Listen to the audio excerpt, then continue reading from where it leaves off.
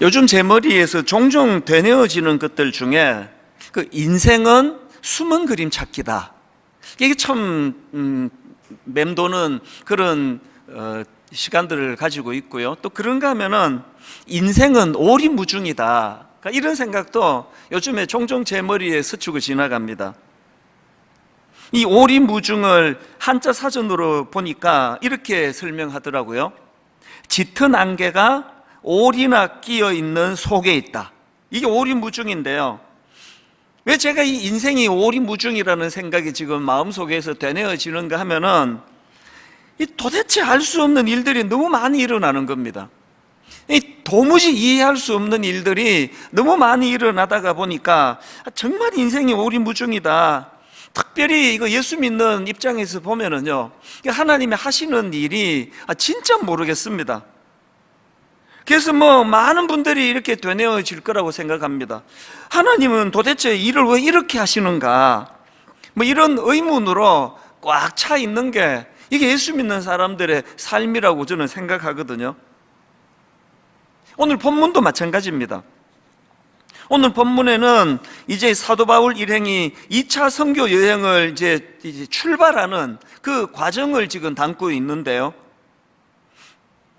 아마도 이 본문에서 지금 그 사도 바울 일행이 두 가지 혼란에 빠지지 않았을까 그런 생각을 해봅니다. 첫 번째는요, 하나님은 왜 선한 의도와 계획을 막으시는가? 이런 혼란스러운 질문에 빠졌을 것입니다. 왜냐하니까 원래 바울 일행은 아시아 지역 선교를 지금 계획하고 있었는데 하나님이 그거를 막으십니다. 자, 본문 6절을 보십시오. 성령이 아시아에서 말씀을 전하지 못하게 하시거늘 그들이 부르기아와 갈라디아 땅으로 다녀가, 또 7절도 마찬가지입니다. 무시아 앞에 이르러 비두니아로 가고자 애쓰되 예수의 영이 허락하지 아니하시는지라. 지금 두 차례에 걸쳐서 그들의 계획을 막으시는데요, 이유도 없습니다. 설명도 없습니다. 가지 말라는 거예요. 그쪽 아니라는 겁니다. 아니, 지금 사도 바울 일행이 아시아로 가서 복음을 전해야 되겠다는 그런 선교 여행 계획을 세우는 과정에서 무슨 어떤 악한 의도가 있거나 잘못된 어떤 그 정욕에 쓰려고 잘못 구한 것 같으면 막으시는 게 이해가 되는데, 정황으로 봤을 때 그런 거 아닙니다. 그러니 당연히 혼란스러운 질문이 나오는 거 아니겠습니까? 하나님은 왜 이런 선한 의도를, 이런 선한 계획을 막으시는가? 그런가 하면은 바울 일행이 가질 수 있는 혼란스러운 질문이 하나 더 있다고 생각합니다. 두 번째 질문이 이거 같아요. 아니, 말씀에 순종했는데 왜 이런 가슴 아픈 고난이 찾아오는가? 이게 지금 어떤 상황인가 하면은요, 자, 그들의 상황을 보십시오. 본문 22절입니다.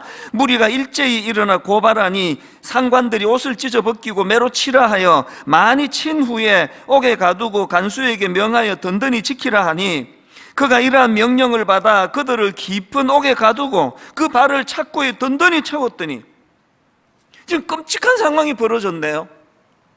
아니, 지금 아시아 쪽으로 가려고 했던 자기 계획을 다 내려놓고 하나님 뜻에 순종해가지고 지금 유럽 쪽으로 발길을 돌렸는데, 그리고 유럽 쪽으로 발길만 돌린 게 아니라 진심으로 거기서 복음을 전하고 귀신 들린 자를 고쳐주고 여러 가지 선한 일들을 많이 했는데, 결과가 엄청난 사람들의 열광적인 박수와 격려는 없다 치더라도요, 어떻게 이런 끔찍한 고난이 찾아올 수 있느냐는 겁니다. 사실 이런 있을 법한 두 가지 질문을 제가 상정을 해보니까요, 이게 하나도 낯설지 않아요. 저를 위시해서 대부분의 예수 믿는 분들이 마음속에 가지는 그런 의문스러운 질문들 아니겠습니까? 그래서 인생이 오리무중이라는 겁니다. 그런데 저는 이 본문 말씀을 묵상하면서 참 오늘 본문에 등장하는 이 바울 일행이 참 귀하다고 생각되는 게 뭐냐 하면은요, 이렇게 이해할 수 없는 일이 일어나가지고 억울하게 감옥에 들어가는 이런 일들이 지금 벌어졌는데도 불구하고 오히려 그것 때문에 좌절하지 않고 절망에 빠지지 않고 그 상황을 잘 헤쳐나가는 모습을 보이고 있더라는 겁니다. 이게 참 지혜로운 거 아닙니까? 기왕에 피할 수 없는 그런 고난인데 거기에 그냥 함몰돼서 분노하고 울분하지 않고 그것을 잘 헤쳐나갈 수 있다.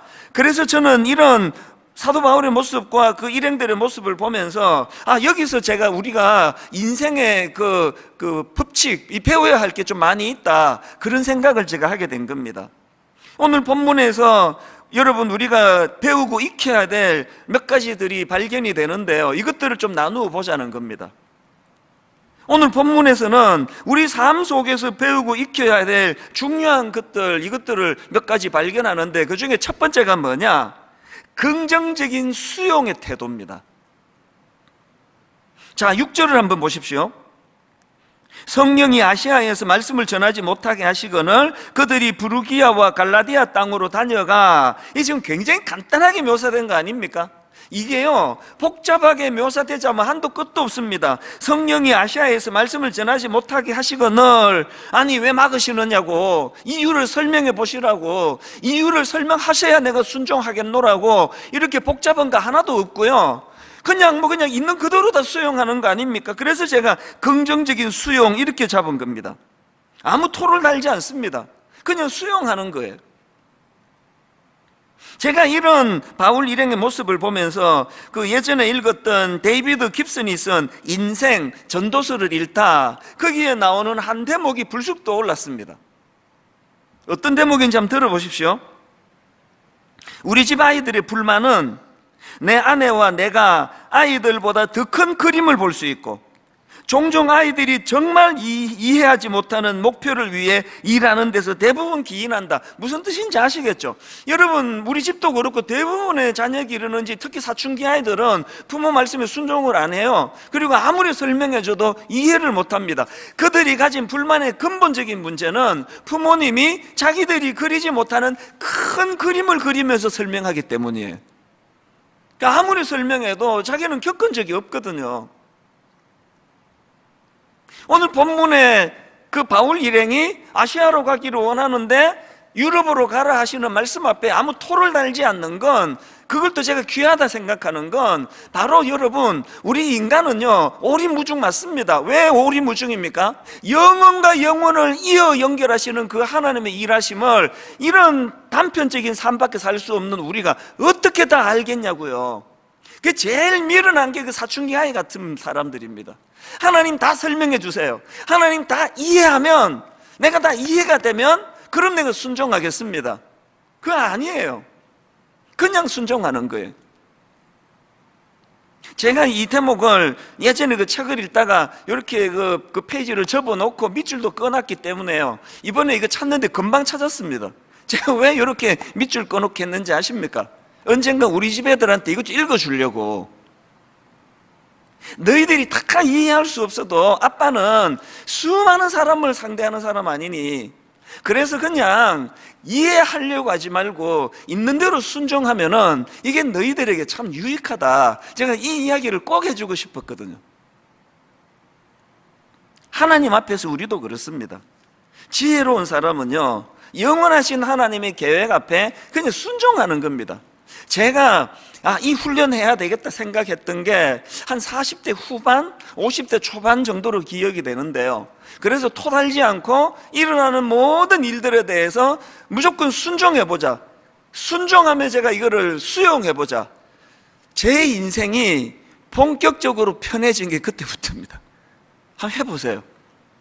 코로나19가 딱 터졌을 때요, 저 갈등 없었습니다. 아니 왜 이런 일이 일어나지? 왜 모든 스케줄이 지금 다 이게 지금 차질이 생기게 되지? 제가 이런 질문을 해본 적이 없습니다. 그냥 받아들이니까요, 갈등이 없습니다. 그래서 지난 한 해 내내 이 상황에서 어떻게 설교해야, 이 상황에서 어떻게 목회해야 우리 성도님들이 갈등 겪지 않도록 할 건가, 그거 하나만 골똘히 생각하니까 목회가 그렇게 어렵지 않았습니다.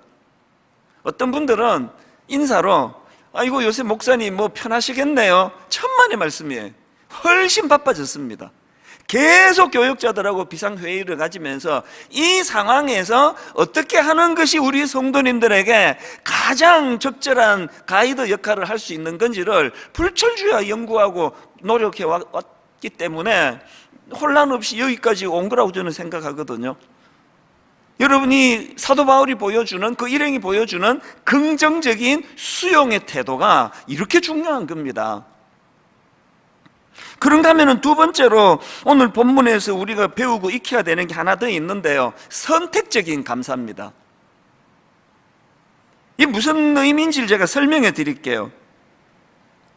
자, 오늘 본문 24절입니다. 그가 이러한 명령을 받아 그들을 깊은 옥에 가두고 그 발을 착고에 든든히 채웠더니, 이런 일이 벌어졌습니다. 그랬더니 25절, 한밤중에 바울과 실라가 기도하고 하나님을 찬송하며.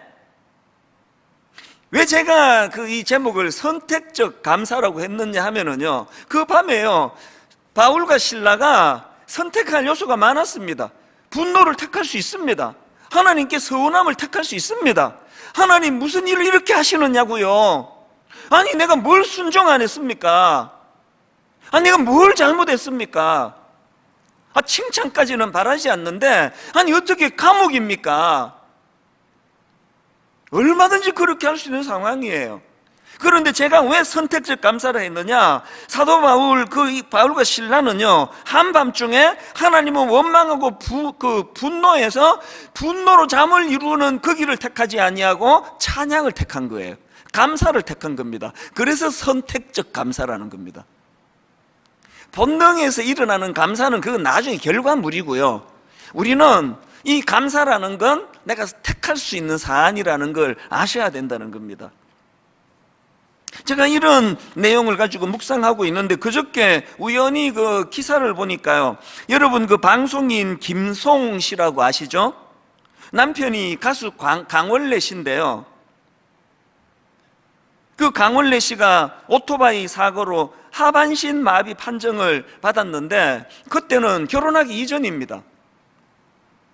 그런데 남자친구가 하반신 마비 상태임에도 불구하고 지극정성으로 간호하더니, 그리고는 그 하반신 마비가 된 그 남자친구랑 결혼을 해서 가정을 이루는 겁니다. 그래서 제가 기억이 나요. 와, 이분 대단하다.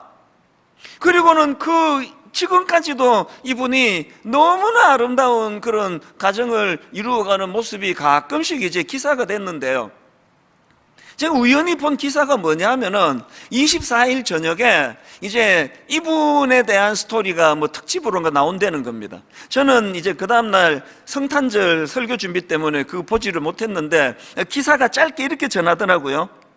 내용이 이렇습니다. 자신을 천사로 바라보는 프레임에 갇혀 방송에서는 인고 부분 척 했지만 실제로는 남편과 계속 다투면서 지옥 같은 날을 보냈다. 이게 제 눈에 들어온 첫 번째 포인트였고요. 겉보기에 굉장히 인고 부부고 화목했더니 지옥 같은 날을 보냈다네. 이게 첫 번째 제 눈에 들어온 포인트였고요. 그런가 하면은 마지막 결론이 이렇습니다. 이 두 번째 포인트가 이겁니다. 하지만 현재의 삶을 감사히 여기게 되면서 가족을 지킬 수 있었다고 한다. 이제 이런 내용으로 방송이 된다는 건 예고한 거기에 저는 굉장히 중요한 의미를 깨달았습니다. 그러고 보니까요, 오늘 본문도 마찬가지예요. 24절에서 그들이 지금 감옥에 갇혀 발에 착고에 든든히 채웠더니 하는 이 24절하고요, 그 상황의 한밤중에 바울과 실라가 기도하고 하나님을 찬송하매라는 25절, 저는 이런 생각을 해요.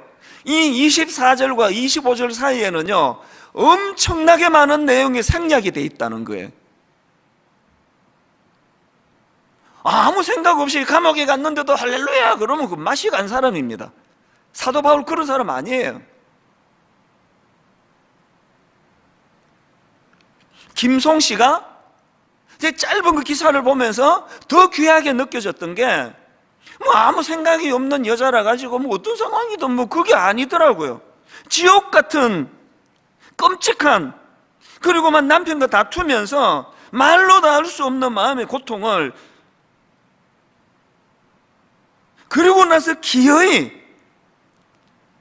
하지만 현재의 삶을 감사히 여기게 되면서 가족을 지킬 수 있게 되었다라는 이 결론이 나오기까지 얼마나 많은 선택적 감사가 이 김송 씨에게 있게 됐나. 그리고 막 뒤져보니까 역시나 이분 또 크리스찬이네요. 예수 믿는 우리가 해야 되는 건 선택적인 감사입니다.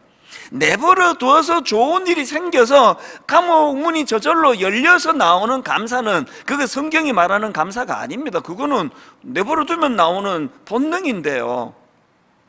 그래서 제가 선택적 감사, 여러분 지난 한 해를 되돌아보면 코로나19 때문에 뭐 이런저런 가슴 아픈 일이 얼마나 많았습니까? 그 과정에서 우리가 해내야 됐던 건 선택적 감사 아닙니까? 이게 두 번째 교훈이고요. 그런가 하면은 하나 더 있습니다. 우리가 본문에서 배워야 될 세 번째 메시지가 뭐냐면은 이렇게 그 선택적 감사를 택할 수 있고 무조건적인 순종이 가능한데 그게 어떻게 이루어졌느냐? 그게 세 번째입니다. 지속적인 자족과 감사 훈련을 통해서 이루어진다는 겁니다. 빌립보 4장 11절 12절입니다. 여러분 잘 아는 말씀이에요. 내가 궁핍함으로 말하는 것이 아니니라 어떠한 형편에든지 나는 자족하기를 어땠다고요? 배웠노니. 배웠대요. 그리고 12절도 마찬가지입니다. 나는 비천에 처할 줄도 알고 풍부에 처할 줄도 알아. 모든 이 일 곧 배부름과 배고픔과 풍부와 궁핍에도 처할 줄 아는 일체의 비결을 배웠노라. 감사는요 훈련하는 겁니다. 선천적으로 그런 좋은 성격을 타고난 몇 사람만 하는 게 아니고요, 이 선택적 감사는 훈련에 의해서 생겨지는 겁니다. 여러분 이거 아셔야 됩니다. 이렇게 사도 바울처럼 끊임없는 감사 훈련을 위하여, 끊임없는 자족을 배우기 위하여 일체의 비결을 감사로 자족으로 채우기 위하여 훈련하고 몸부림치면 바로 그 애씀에 하나님이 개입해 주신다는 겁니다. 그래서 여러분 아시지만 빌립보 4장 11절 12절은 그렇게 하고 끝내면 안 되는 구절이에요. 그 다음 13절이 있습니다. 진짜 중요한 건 일체의 비결을 배웠노라. 그리고 그 다음 13절에 내게 능력 주시는 자 안에서, 내게 능력 주시는 자 안에서 내가 모든 것을 할 수 있느니라. 오늘 여러분 예수 믿는 저와 여러분 반성하셔야 돼요. 지금 이 13절을 묻어두고 있는 거 아닙니까? 내게 능력 주시는 자 안에서 놀라운 능력이 나타나는 것이 12절과 11절에서 자족을 배웠노라, 일체의 비결을 배웠노라라는 이 몸부림에서 나온다는 사실을 아셔야 된다는 겁니다. 다시 말씀드립니다. 감사는 훈련이에요. 그리고 우리가 그 감사를 훈련할 때 하나님이 도우세요.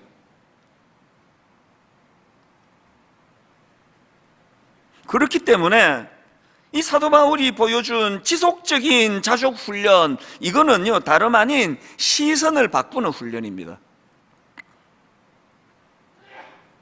13절에 내게 능력 주시는 자, 이게 보여지기 시작하는 게 이게 자족 훈련이거든요. 그러니까 이 훈련이 안 된 사람은 사도 바울처럼 차가운 감옥만 보여요. 착고로 묶여있는 초라한 자기만 보여요.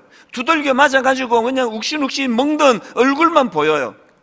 그런데 이 자족훈련이 이루어진 바울 같은 사람은 그런 현실과 상황이 보이는 게 아니라 그런 현실과 상황 너머에 계시는 내게 능력 주시는 자, 그분이 보여지기 시작하는 거, 이게 자족훈련입니다. 그래서 C.S. 루이스가 이런 말을 했습니다. 시선이 예수 그리스도를 향해 있는 그 사람이 그리스도인이다. 교회 나오는 그 사람도 그리스도인이지만요, 이런 어려움이 있을 때 그 시선이 어디를 향해 있느냐, 이게 그리스도인의 특징이라는 겁니다. 시선이 예수 그리스도를 향해 있는 사람이 그리스도인이다. 자넷 어스킨 스튜어트라는 분도 비슷한 이야기를 했는데요, 이렇게 말했습니다. 기쁨은 고통의 부재가 아니라 하나님의 임재이다. 저는 이 구절을 발견하고요, 이렇게 내 마음에 너무나 감동적으로 와닿는 구절이 몇 구절 안 된다 생각했습니다. 다시 한번 들어보세요. 기쁨은 고통의 부재가 아니라 하나님의 임재이다. 감옥이라는 고통이 없어질 때 찾아오는 게 기쁨이 아니고요, 감옥 속에서도 하나님의 임재가 그게 기쁨이라는 겁니다. 여러분, 언제까지 우리가 환경 좋아질 때까지 기다리고 있겠냐고요. 기쁨은 고통의 부재가 아니라 하나님의 임재이다. 그런가 하면은 페리 노블이 쓴 삶의 어떤 순간에도 하나님, 이 책에 나온 한 대목인데요, 이것도 너무 감동적입니다. 인생 최대의 문제점은 죄를 짓는 것이 아니라 예수 그리스도를 모르는 것이다. 죄 안 짓는다고 감사가 나오던가요? 죄 안 짓는다고 기쁨이 회복됩니까? 인생 최대의 문제점은 죄를 짓는 것이 아니라 예수 그리스도를 모르는 것이다. 이런 점에서 저는 올 한 해를 이 성경 구절로 마무리 지어지면 좋겠습니다. 시편 62편 5절, 나의 영혼아 잠잠히 하나님만 바라라. 나의 영혼아 잠잠히 하나님만 바라라. 물은 나의 소망이 그로부터 나오는도다. 여러분, 이 말씀으로 올 한 해가 마무리될 수만 있다면 코로나19 때문에 어긋나버렸던 수많은 계획들, 코로나19 때문에 혼란스러웠던 그 모든 것들이 재료가 되어서 내 마음에 기쁨과 감사를 주게 되는 능력이 나타나는 줄로 믿으시기를 바랍니다. 여러분, 우리가 이 사도 바울이 또 방금 읽어드렸던 다윗이 보여줄 수 있는 이 성숙함은 바로 지속적인 자족과 감사 훈련이라는 거, 그리고 지속적인 자족과 훈련, 그 감사의 마지막 목표는 우리와 함께 하시는 그 하나님을 바라보고 인식하기 시작하는 훈련이다. 그래서 여러분, 다시 말씀드리고 다시 부탁드립니다. 153 감사 노트 쓰기 훈련 진짜 부탁드립니다. 153, 왜 153이라고요? 1. 하루에 한 번 이상 말씀을 묵상하자는 거예요. 감사의 근거가 말씀에서 나와야 되거든요. 그 다음에 5가 뭐라고요? 하루에 5가지 이상 감사거리를 한번 적으면서 그것을 좀 돌아보자는 겁니다. 그 다음에 153, 3은 3명 이상, 3사람 이상에게 이 마음에 회복된 감사를 전하고 또 그 사람에게 감사를 표현하자는 거 아닙니까? 여러분, 꼭 뭐 우리가 만든 153 감사 노트를 구입 안 하셔도 됩니다. 아무 노트나 쓰시면 됩니다. 아무 노트나 가지고 그냥 써내려가시면 됩니다. 중요한 건 지속성이에요. 지속성. 하다 말다 소용없습니다. 전문가들의 견해에 따르면요, 이 새로운 습관이 몸에 익숙해지는데, 몸에 배는데 대략 한 3주, 한 21일 정도가 걸린답니다. 한 3주 정도는 지속적으로 해야 이게 이제 즐거움도 느껴지기 시작하고 이게 내 몸에 배어지는 겁니다. 그런데요, 근래에 나온 그 유니버시티 칼리지 런던 캠퍼스에서 나온 발표, 그 연구 결과를 보면은 또 다른 주장을 해요. 사람이 진정한 행동의 변화를 일으키려면 3주 갖고는 안 되고요, 약 2달에서 6달 정도의 시간이 필요하다는 겁니다. 뭐가 맞는지 모르지만요, 우리는 21일만이라도 해보자고요. 이게 지속적인 훈련 아닙니까? 감사 훈련. 그래서 이제 제가 하루에 10,000보씩 걸어야 되겠다 그러고 새벽에 나가가지고 막 10,000보를 여름에 많이 걸은, 요즘 추워서 또 주춤해졌는데 여름에 막 그렇게 10,000보씩 걸을 때는요, 시간이 됐는데 제가 안 나가면 몸이 못 견뎌 해요. 기어에 나가게 만들어요. 이 몸에 배는 거예요. 감사도 마찬가지입니다. 21일간 훈련해서 이루어지는지 2달에서 6개월 해야 이루어지는지 모르지만 그거 만들자는 겁니다. 이 감사가 몸에 배도록. 그래서 감옥에서도 선택적인 감사가 저절로 나올 수 있도록, 그래야 내게 능력 주시는 자 안에서 오늘도 하나님이 나와 함께 일하신다는 걸 맛볼 수 있기 때문입니다. 여러분, 오늘 이 한 해를 마무리하는 맨 마지막 주일인데요, 내년을 우리가 꿈꾼다면 이 3가지를 꿈꾸면 좋겠습니다. 이 긍정적인 이 수용이 필요합니다. 자꾸 내 인생에 일어나는 것에 대해서 토달고 자꾸 그걸 가지고 이해를 못하겠다고 원망하고, 그래서 아무것도 달라지는 거 없습니다. 수용하는 거예요. 복잡하게 생각할 거 없습니다. 그냥 수용하는 거예요. 그런가 하면은 선택적인 감사를 택하는 겁니다. 이 상황에서 뭐 원망하고 분노한다 해도 이건 뭐 당연한 거다, 이런 상황이 있을 때 나는 그럼에도 불구하고 감사를 택하겠다.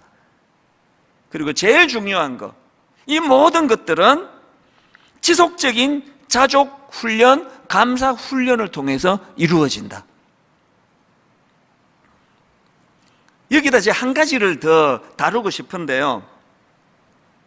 제가 앞에서 아니 하나님은 왜 아시아로 가려는 바울 일행을 유럽 쪽으로 방향을 바꾸게 하셨나? 뭐 여기에는 깊으신 하나님의 뜻이 뭐 수십 가지, 수백 가지가 있을 겁니다, 아마. 우리 머리로 하나도 모르는데요. 제가 오늘 본문을 묵상하다가 하나님의 그 뜻을 하나 발견했습니다. 그게 뭐냐 하니까요,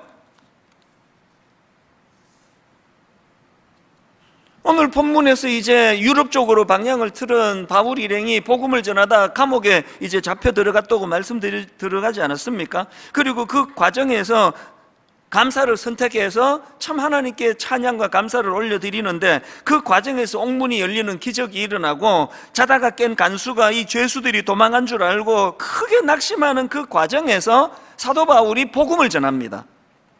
그 내용이 30절부터 34절까지 나오는데요, 간수가 이렇게 질문합니다. 30절, 그들을 데리고 나가 이르되 선생들이여 내가 어떻게 하여야 구원을 받으리까 하거늘 이르되 주 예수를 믿어라, 그리하면 너와 내 집이 구원을 받으리라 하고 주의 말씀을 그 사람과 그 집에 있는 모든 사람에게 전하더라. 그 밤 그 시각에 간수가 그들을 데려다가 그 맞은 자리를 씻어주고 자기와 그 온 가족이 다 세례를 받은 후, 그 다음 34절입니다.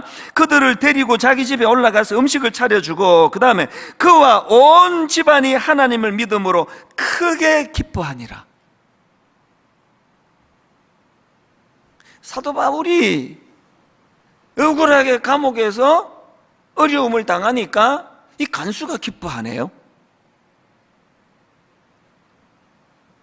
제가 이 말씀을 묵상하면서 목회자가 성도들을 잘 섬기는 과정에서 피곤에 빠지고 어려움이 찾아오고 고난이 찾아오면 그게 성도들이 기뻐하는 재료가 되네. 그리고 제가 이 본문을 쭉 묵상하고 있는데요, 머릿속으로 요한복음 4장에 나오는 예수님이 떠오르는 겁니다. 다 아시죠? 수가성 여인.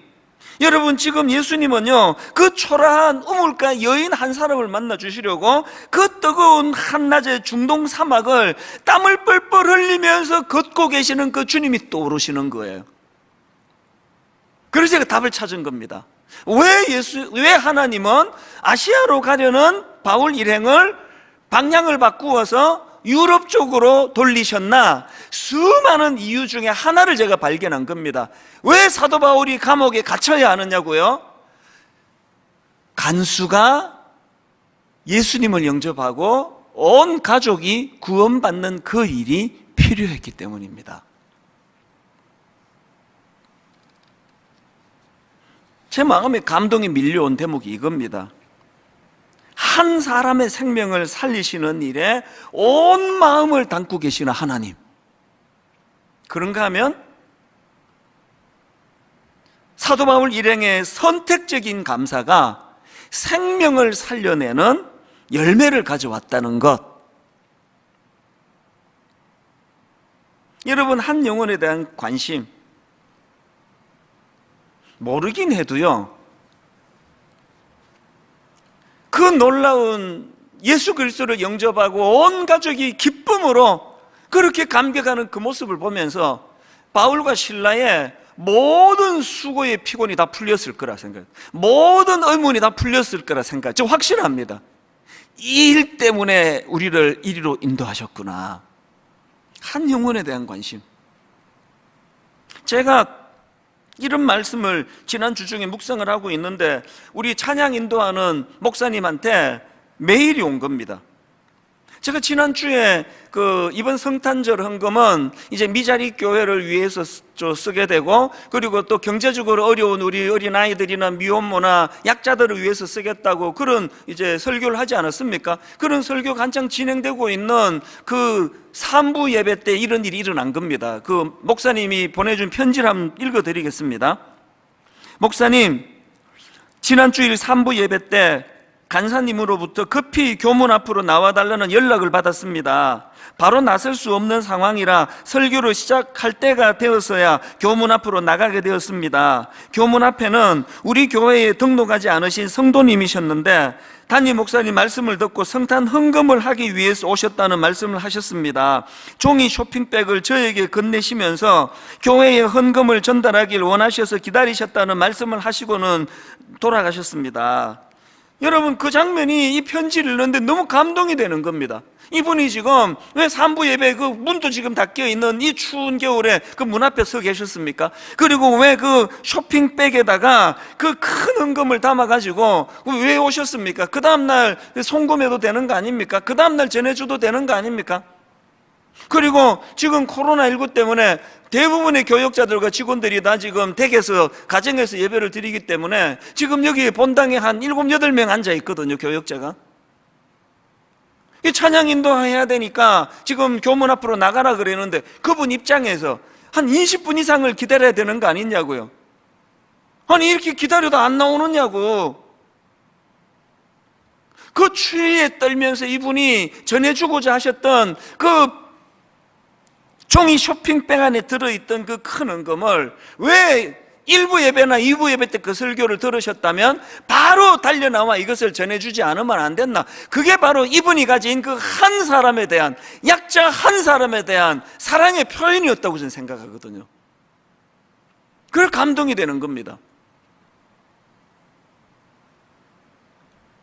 지난주에 성탄 헌금을 이런 용도로 쓰겠다고 설교한 이후로요, 성탄절이 되기도 전에 24일까지 미국의 어떤 교포부는 내가 받은 유산 중의 일부입니다. 그러면서 큰 헌금을 하시고 전국에서 십시일반으로 헌금이 모아지는 이것들을 보면서 오늘까지 이제 결산이 나고 나면은 제가 이걸 잘 정리해서 다시 보고를 드릴 예정입니다.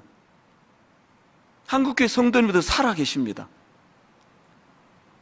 자기랑 아무 상관없는 그 연약한 한 영혼을 위하여 이 헌금이 그렇게 쓰여진다는 걸 그렇게 기뻐하며 부들부들 떨며 그 문 닫힌 학교 정문 앞에 서서 그 긴 시간을 기다리고 있는 그 마음에 찾아오는 기쁨, 이게 그리스도인 아닙니까? 나는 아시아로 가고 싶었는데 유럽으로 돌리시는 그 하나님 앞에 불편할 수도 있고, 나는 이 놀라운 복음을 전하고 수많은 일을 했는데 사람들의 칭찬은 고사하고 오해받아가지고 두들겨 맞고 감옥에 들어가는 아픔을 내가 겪을 수밖에 없다 할지라도 그 대가를 지불했기 때문에 감옥에 간 수가, 그 가족이 새 생명을 얻을 수만 있다면 그걸 기뻐할 수 있는 게 그게 그리스도인 아닙니까? 저는 일만 성도 파송 운동을 통해 진짜 꾸고 있는 꿈이 하나 있습니다. 30개 교회가 고루고루 부흥하고 잘 되는 거, 그거는요 진짜 꿈이 아닙니다. 그거는 과정에 불과해요. 제가 꾸는 진짜 꿈이 뭔지 아십니까? 이제 우리 교회가 30개 교회로 나뉘어져 가는 그곳마다 그 교회로 말미암아 연약한 그 지역의 교회들이 살아나는 꿈, 용기를 잃어버린 수많은 미자리 교회들이 우리도 한번 다시 시작해보자. 그래가지고 그냥 우리 교회 중에 30교회 중에 하나가 그 지역에 들어가면 큰 교회 와가지고 또 우리 다 힘들다고 막 못 오게 막고 방해하고, 이런 가슴 아픈 결과가 일어나는 것이 아니고 이 30교회 교회로 말미암아 그 지역이 함께 살아나는 꿈을 같이 꾸게 되는 것.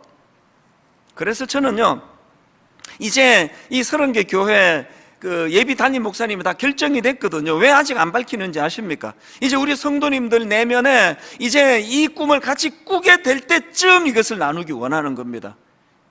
안 그러면은 어느 교회 목사님이 설교 제일 잘하지? 어느 교회가 날 제일 편하게 해주지? 이런 상태로 발표하면 시험밖에 들지 않습니다. 그래서 저는 지금 이 30개 교회 목사님들하고 줌으로 대화하고 회의하고 하면서 늘 두 가지를 계속 강조합니다.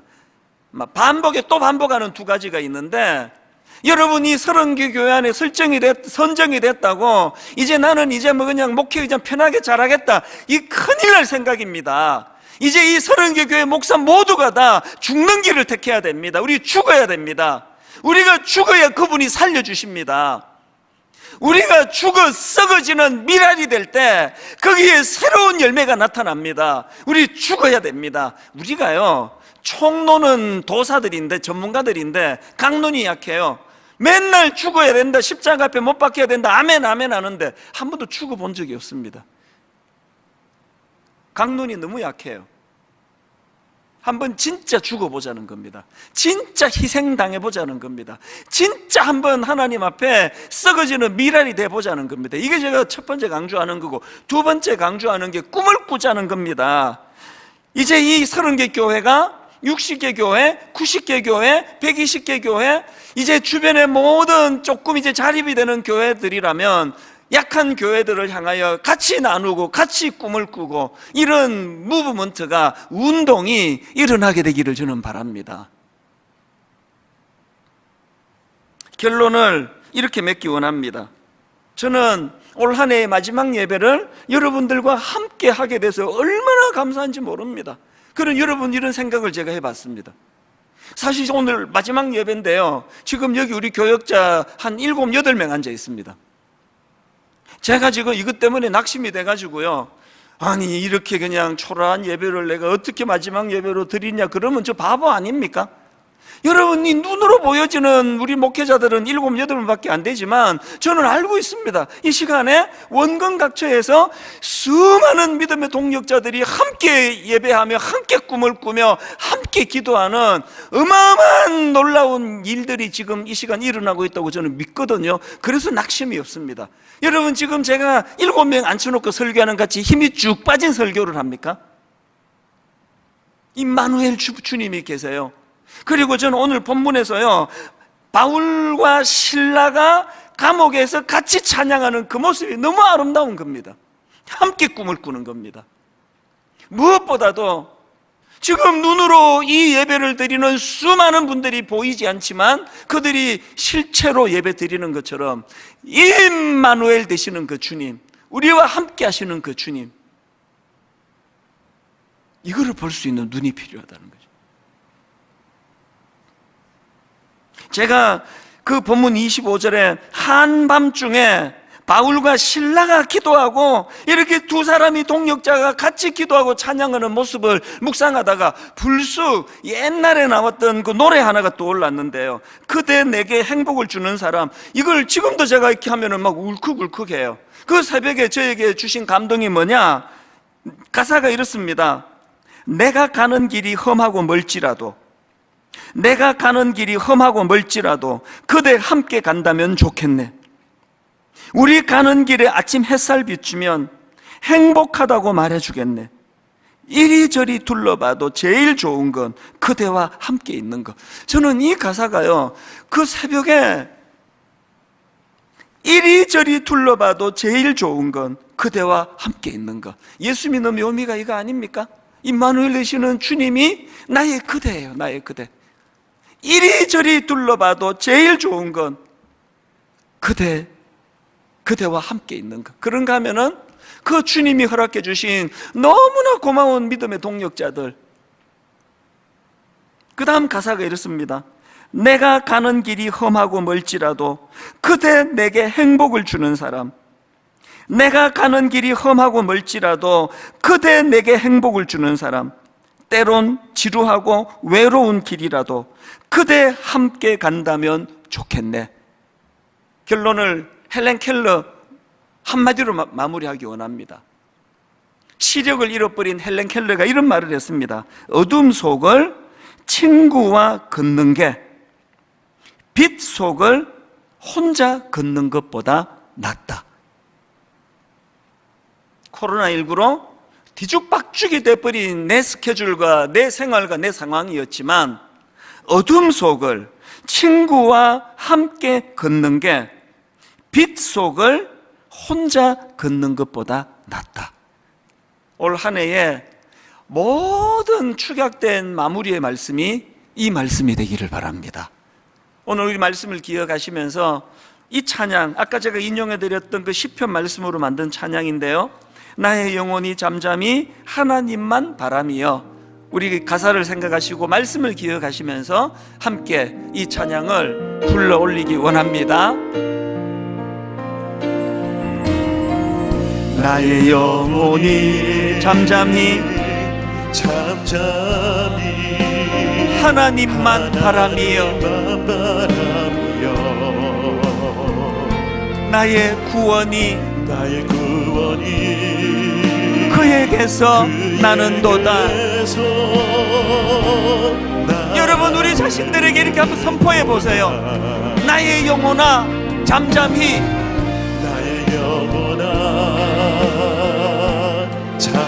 누구만 바라라고요? 하나님만 바라라. 이거 우리가 경험해야 합니다. 나의 소망이 저에게서 나는도다. 나는 오직 주만이 나의 반석, 나의 구원이시니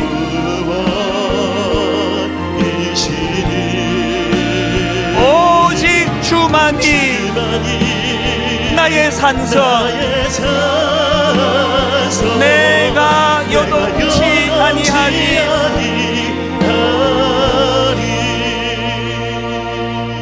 올 한 해 마무리 예배를 드리는 이 시점에서 제가 말씀을 준비하며 생각해 보니까 유난히 요동이 많았던 한 해 아닙니까?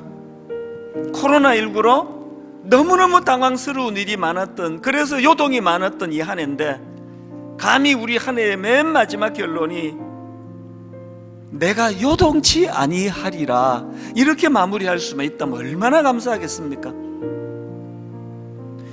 여러분, 그 간수 한 사람, 그 한 가정의 구원을 위하여 우물가 여인, 그 인간적으로 보기에 초라한 그 한 여인을 만나 주시기 위하여 그 뜨거운 사막, 중동 사막, 가장 뜨거운 그 시간을 땀을 뻘뻘 흘리며 걸어가시는 그 주님을 제가 상상을 하니까 그것이 왜 제게 감동이 됩니까? 그래서 제가 살아났거든요. 가장 인생에서 초라하고 어려울 그 순간에 여러분, 이 찬양 같이 한 번 더 불러드릴 때 우리 한 해의 마무리가 내가 요동치 아니하리, 내가 요동치 아니하리, 내가 요동치 아니하리, 하나님 이렇게 고백하며 마무리되는 올 한 해가 되기를 바랍니다. 이 사모하는 마음을 가지고 우리 한 번 더 다시 한 번 이렇게 노래합니다. 2절, 나의 영혼이 간절히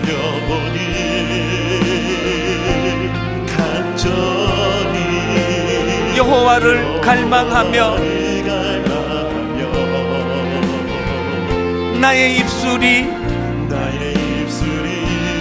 여호와를 찬양하리. 여러분, 간절히 기대하며 찬양하십시오. 나의 영혼이 즐거이 누구를 따르기 원하십니까? 여호와를 따르리니, 여호와를 따르되 나의 평생에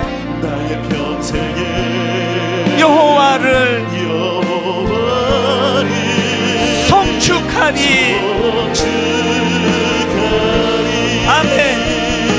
오직 주만이 나의 반석, 나의 구원이시니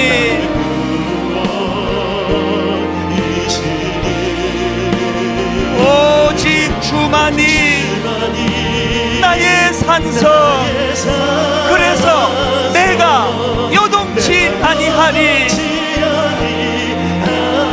나의 구원, 나의 영광,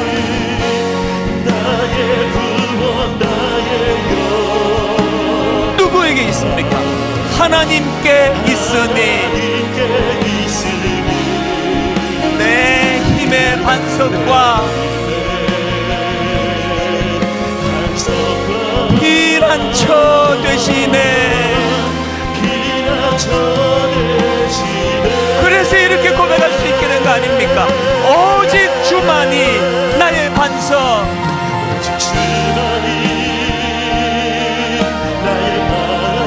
나의 구원이시니 오직 주만이 나의 산성, 내가 요동치 아니하리. 주님 다시 오실 때까지,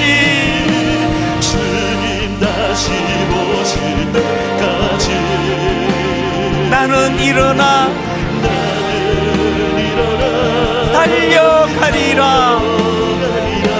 주의 영광 온 땅 덮을 때 나는 일어나 노래하리.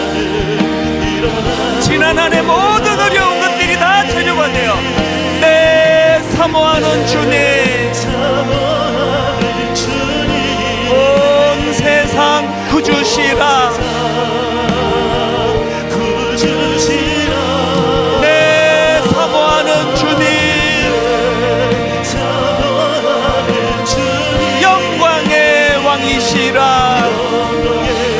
우리 다 차례에서 일어나셔서 마음을 다하여 노래합니다. 주님 다시 오실 때까지 나는 일어나 달려가리라. 주의 영광 온 땅 덮을 때 나는 일어나 노래하리. 여러분, 지난 한 해 모든 우리가 겪었던 재주들이 다 녹아내려 내 사모하는 주님, 온 세상 구주시라.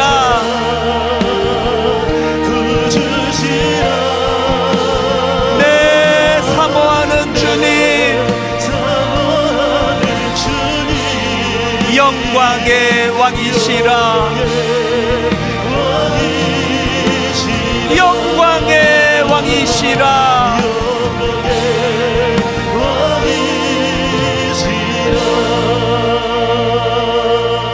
한 해를 마무리하는 이 예배에 지난 1년 코로나19 때문에 아팠고 상했고 좌절됐고 나는 아시아로 가기를 원했는데 그것이 잘 이루어질 수 없어. 그래서 아팠던 거, 너무나 많은 면류관과 영광을 누리는 건 아니라 할지라도 감옥에 들어갈 수밖에 없는 이걸 원한 건 아닌데, 그런데 하나님, 우리들의 이 불편을 통하여, 이 아픔을 통하여 한 영혼이 살아나고 한 가정이 회복되는 일이 일어난다면 주님, 이것만으로 감사하며 만족하기를 원합니다. 각자에게 주신 그 말씀의 은혜를 가지고 한 해를 되돌아보며 통성으로 같이 기도하시겠습니다. 한 목소리로 같이 기도하시겠습니다. 살아계신 하나님 아버지, 오늘 하나님 한 해를 돌아보고 점검하며 아버지 그 은혜를 주님 앞에 감사함으로 아버지여 나아가기를 원합니다. 올 초에 아버지 코로나19라고 하는 한 번도 겪어보지 못한 너무나 난감하고 당황스러운 그 본병 앞에 많은 좌절이 있었고 많은 낙심이 있었고 의도했던 많은 것들이 무산되는 수포로 돌아가는 아픔이 있었습니다. 아시아로 가기로 원했는데 그리로 갈 수가 없었고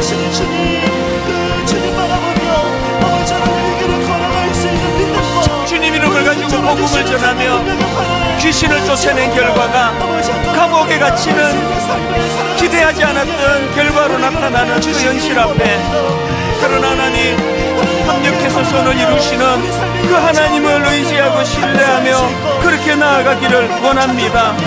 하나님 아버지, 지속적으로 하나님 앞에 자주하게 훈련이 일어나고 감사 훈련이 나갈 때에 내게 능력 주시는 자, 그분이 보여지는 훈련이 이루어지게 되는 줄로 믿습니다. 상황만 보고 근심만 보여지는 연약한 우리들의 시선이 내게 능력 주시는 자 그분에게로 옮겨가게 하여 주시옵소서.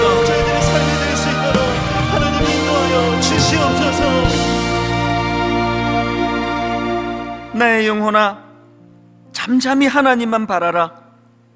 나의 영혼아 잠잠히 하나님만 바라라. 물은 나의 소망이 그로부터 나오는도다. 하나님, 우리의 시선이 예수 그리스도를 향해 있는 그때에 내가 참 그리스도인다움을 회복하는 것이라고 배웠습니다. 아버지, 여전히 우리는 아직까지 훈련이 다 되지 못했습니다.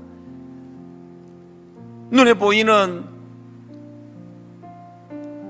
착고에 묶여 감옥에 갇혀 있는, 그래서 현실적으로 너무너무 만족스럽지 않은 이것만 눈에 보이기 때문에 밤을 새워 원망하고 불평하고 누군가에게 책임을 전가시키는 이 악순환이, 이제 하나님, 내 시선이 이런 기대하지 않은 나쁜 환경 상황에 함몰되지 아니하고 이제 내 시선이 내게 능력 주시는 그분에게로 시선이 옮겨질 때 감사 훈련이 시작되는 줄로 믿습니다. 올 한 해 이 관점으로 이 한 해를 정리하고 마무리함으로 말미암아 하나님, 이 한 해의 모든 우리가 겪었던 것들이 재료가 되어 내가 요동하지 아니하리, 이런 아름다운 열매로 맺어지도록 인도하여 주시옵소서. 아버지, 맞이하는 새해에는 이 자족 훈련이 더 많이 이루어짐으로 말미암아 자발적인 감사와 선택적인 감사로 인하여 어떤 상황에서도 무너지지 아니하는 그런 하나님의 감사한 은혜가 되찾아지도록 인도하여 주시옵소서.